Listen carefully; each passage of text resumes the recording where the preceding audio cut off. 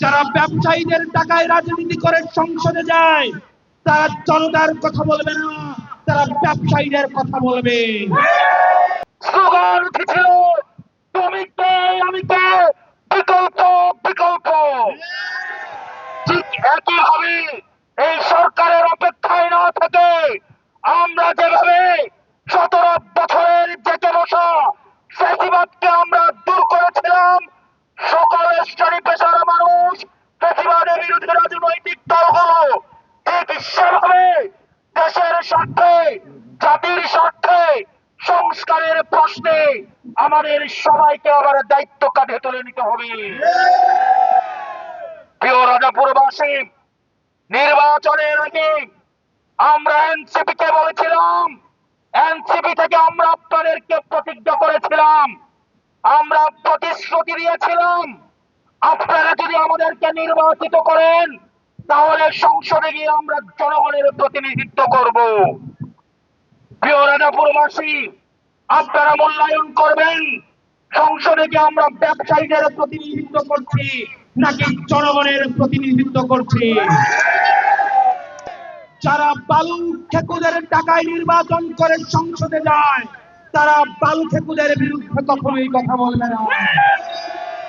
সেজন্য প্রিয় রাজাপুরবাসী, আজকে আপনাদের সামনে আমাদের তরুণ প্রজন্ম থেকে আমাদের তুহিন ভাইকে এই রাজাপুর উপজেলার চেয়ারম্যান প্রার্থী হিসেবে আমরা আমন্ত্রিত করছি। নির্বাচনের আগে এলজিপির নির্বাচনের আগে আমরা আপনাদেরকে বলেছিলাম আপনারা আমাদেরকে ফ্রিতে ভোট দিবেন, আমরা আপনাদেরকে ফ্রিতে সার্ভিস দিব। এই গত 5 মাসে আপনারা সংসদে দেখেছেন আমরা কোন রক্তচক্ষুকে ভয় পাই নাই। আমরা মিডিয়া মাফিয়াদের বিরুদ্ধে, ভূমি খাতুদের বিরুদ্ধে, ব্যাংক ডাকাতের বিরুদ্ধে, ভোট চোরদের বিরুদ্ধে আমরা প্রতিনিয়ত কথা বলে যাচ্ছি। কারণ দিন শেষে আমাদের বৈধতা হচ্ছে জনতা। আমরা জনতার টাকায় নির্বাচিত, জনতা এসে আমাদের ভোট করে দিয়ে গিয়েছে, আমাদের ভোটে এসে জনতা ডোনেট করে গিয়েছে। দিন শেষে আমাদের ঋণ জনতার কাছে। সেজন্য আমরা আপনাদের কাছে অনুগ্রহ করে আমরা বিনীতভাবে বলে যাব, মনে রাখতে হবে যেই নেতা আপনার নিজের দ্বারা নির্বাচিত, যেই শাসক আপনি নিজে নির্বাচিত করবেন সেই শাসক আপনাকে ভয় পাবে। আর যেই শাসক সে টাকার জোরে নির্বাচিত হবে, গুন্ডা পান্ডাদের দ্বারা নির্বাচিত হবে, সে এই জনতাকে কখনো ভয় পাবে না। সেজন্য প্রিয় রাজাপুরবাসী, আমাদের প্রার্থী তুহিন ভাই ফ্যাসিবাদের সময় থেকে এখনো পর্যন্ত রক্তচক্ষুকে উপেক্ষা করে উনি লড়াই করে যাচ্ছেন। উনি যখন জনতার সেবক হতে চান, সেজন্য আপনারা, আমরা চাই আপনারা জনতার নিঃস্বার্থে উনাকে ভোট দিবেন, তাহলে উনি আপনাদের কাছে সবসময় দায়বদ্ধ থাকবে। সেজন্য ওনার দায়িত্ব আপনাকে নিতে হবে। আর তুহিন ভাইকে আমি অনুরোধ করব, প্রয়োজনে 5 ভোট পাবেন, 10 ভোট পাবেন, 100 ভোট পাবেন, 500 ভোট পাবেন, একটা পয়সাও খরচ করবেন না। জনতা যদি তার সেবক নির্বাচন করতে চায় তাহলে জনতাকে তার দায়িত্ব দিতে হবে সেবক নির্বাচন করা। জনতা যদি চায়, জনতা যদি সিদ্ধান্ত নেয় টাকা দিয়ে, গুন্ডা দিয়ে, পান্ডা দিয়ে নেতা নির্বাচিত হবে, তাহলে 5 বছরে এই জনতাকে ভোগান্তির শিকার হতে হবে। সেজন্য প্রিয় জনতা, প্রিয় তরুণ প্রজন্ম, স্কুল কলেজের যে স্কুল ড্রেস পরে যে বাচ্চারা আসছেন, পরবর্তী প্রজন্ম, পরবর্তী ভবিষ্যৎ আপনার আজকের সিদ্ধান্তের উপরে নির্ভর করে। সেজন্য প্রত্যেকটা গ্রামে গ্রামে, ইউনিয়নে ইউনিয়নে, ওয়ার্ডে ওয়ার্ডে, বাড়িতে বাড়িতে আপনাদের সচেতনতা গড়ে তুলতে হবে।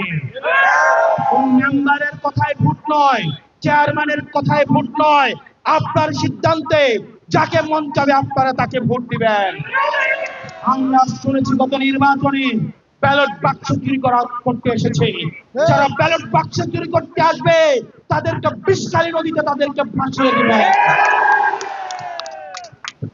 প্রিয় রাজাপুরবাসী, আপনারা জানেন 2024 সালের 19 জুলাই এই ঝালকাঠিতে আমার প্রিয় ভাই নাঈম শহীদ হয়েছিল।